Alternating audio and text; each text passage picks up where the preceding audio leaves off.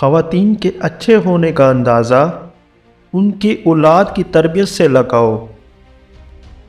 زخموں کو چھپانا بھی ایک ہنر ہے، ورنہ یہاں تو ہر ایک کے ہاتھ میں نمک موجود ہے۔ روزانہ نیکیاں کیا کرو اور دریا کے اندر ڈالتے جاؤ۔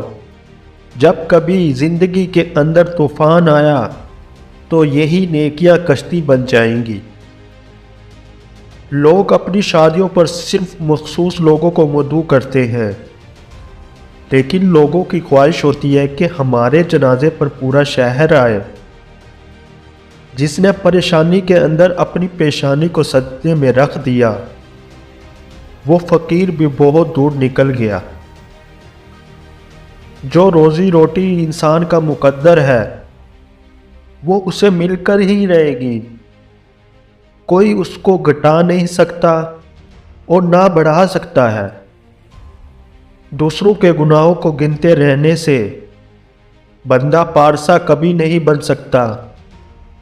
ایک بڑی تعداد ایسے لوگوں کی بھی موجود ہے جن کو سب سمجھ آتا ہے، بس کسی کے احساس کی سمجھ نہیں آتی۔ اپنے بڑوں کو بوجھ مت سمجھو، انہیں کبھی اکیلا مت چھوڑو۔ یاد رکھو یہ وقت تمہارے اوپر بھی آنا ہے۔ جو تمہارے پاس مال ہے اس میں سے 10% صدقہ دو اور غریبوں مسکینوں کو کھانا کھلانا شروع کر دو۔